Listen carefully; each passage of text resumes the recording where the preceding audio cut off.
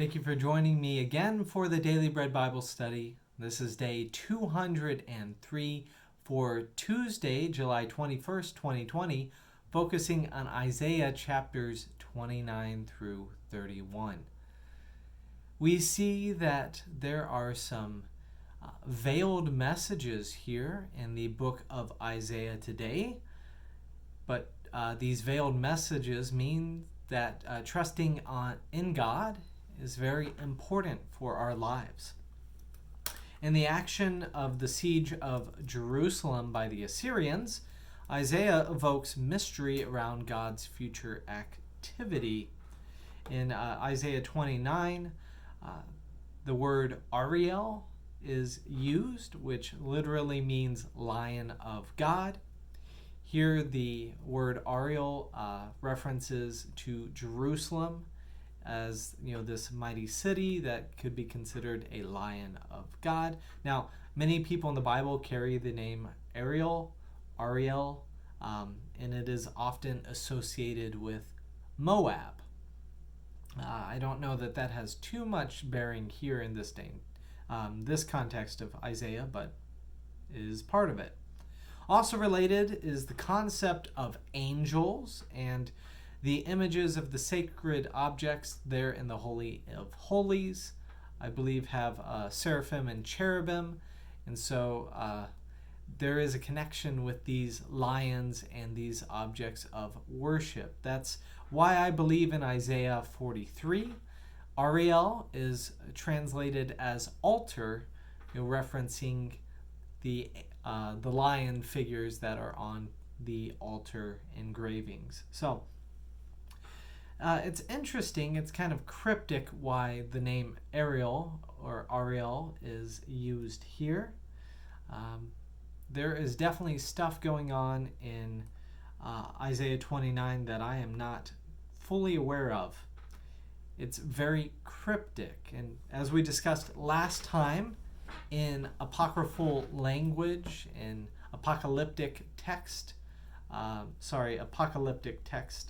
we have a lot of stuff that is to be unveiled and to be brought into revelation, to come into insight, and the veil is to be removed. We see that these strange messages are veiled in this chapter, but Isaiah kind of speaks as to why the images are veiled. I'll move on to verse 13, which says, "The Lord said, because the people draw near to me with their mouths and honor me with their lips, while their hearts are far from me, and their worship of me is a human command learned by rote. So I will again do amazing things with this people, shocking and amazing. The wisdom of their wise shall perish, and the discernment of the discerning shall be hidden." That's in Isaiah 29, verse 13 and 14. Jesus quotes this as he is speaking about the Pharisees and Gospels. This idea that the Pharisees don't quite get what God is up to, and emphasizing human commandments, human teachings, instead of true worship of God. Now Jesus is quoting Isaiah here in this sense of concealment and hiding it from those who are supposedly wise. We see here even in Isaiah this apocalyptic literature, this literature that is getting unveiled, this revelation, comes up in the book of Apocalypse, the book of Revelation of John, there at the end of our Christian Bible. In Isaiah 29, verse 11, it says, "The vision of all this has become for you like the words of a sealed document," scroll maybe. "If it is given to those who can read, with the command, 'Read this,' they say, 'We cannot, for it is sealed.'" Now this imagery is referenced in the book of Revelation, chapter 5, where the lion of God is able to to read the scroll Later, the lion imagery becomes connected with the lamb imagery, and the sense of the lamb who is able to break the 7 seals there in Revelation. And so there's just a lot going on here in Isaiah's day and time. He's critiquing the prophets and the seers, especially the prophets and seers. They're connected with the king of Israel. I believe that would be King Hosea at this time. They're incapable of seeing what God is up to. And so Isaiah is pulling from all this imagery and speaking cryptically about this concealment from God, what God is doing. But moving on to Isaiah 29 verse 22, we get to see that God will stop the tyrants who oppress God's people. They're a little bit more open about this, and through the words of the prophet Isaiah, "Therefore thus says the Lord who redeemed Abraham, concerning the house of Jacob, no longer shall Jacob be ashamed, no longer shall his face grow pale. For when he sees his children, the work of my hands, and in his midst, they will sanctify my name. They will sanctify the Holy One of Jacob, and they will stand in awe of the God of Israel." We see that it is a challenging time, especially for Israel. Assyria, and that is, assailing the northern kingdom, the capital there of Samaria.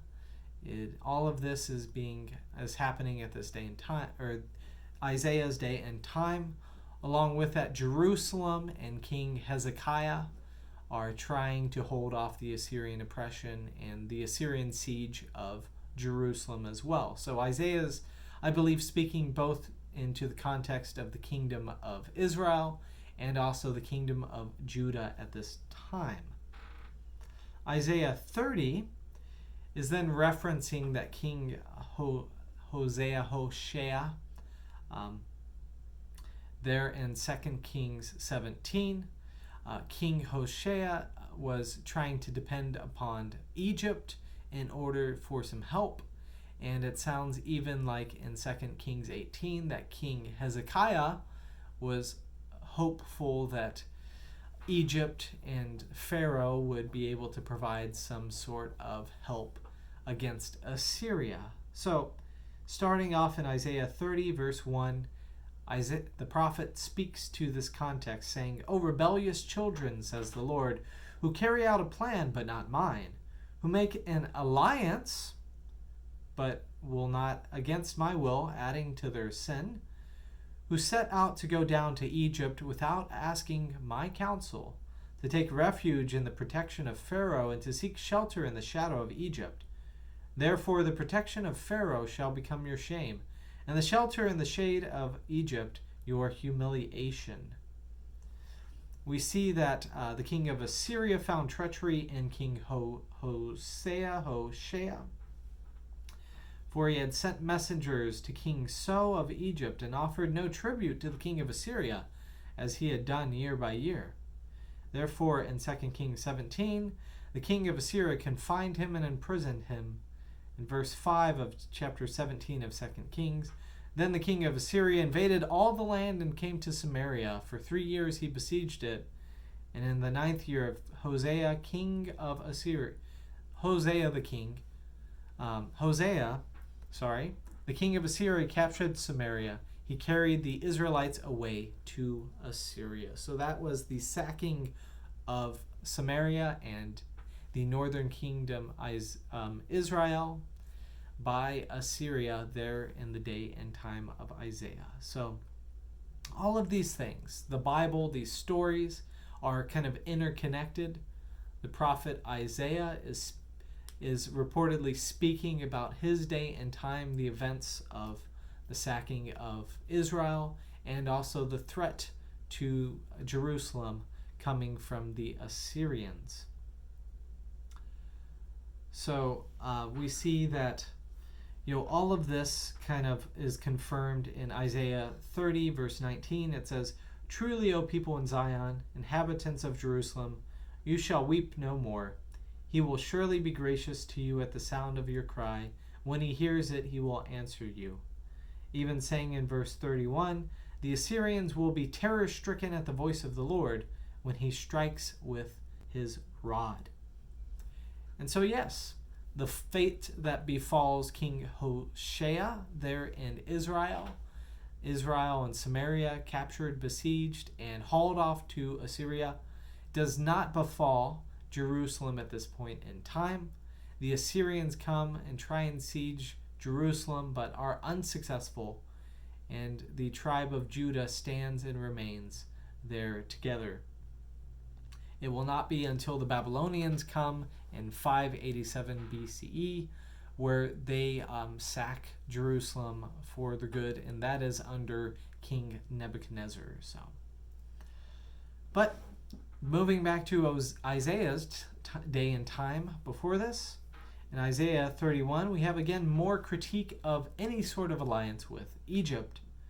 In verse 31, verse 1, alas for those who go down to Egypt for help, and who rely on horses, who trust in chariots, because they are many, and in horsemen, because they are very strong. But do not look to the Holy One of Israel, or consult the Lord. And so then the admonition in verse 6 is to turn back to him, you who are deeply betrayed, O people of Israel. For on that day all of you shall throw away your idols of silver and your idols of gold, which your hands have sinfully made for you. Then the Assyrians shall fall by the sword, not of mortals, and a sword not of humans shall devour them. He shall flee from the sword, and his young men shall be put to forced labor. This is the idea that the Assyrians are fighting on many fronts, and really that the Assyrians get attacked by other armies at this time. So all of this, closes our chapter 31. There's a lot going on here, even some hidden messages from God, but hopefully if we are turned towards God, that we trust that God will unveil what needs to be unveiled in our lives, a pathway moving forward for the future, and God's blessings be shown before your eyes. So may that happen to you. May you get to catch glimpses of what God is doing. And when you aren't able to see, may you turn and trust that God is actively working for your good.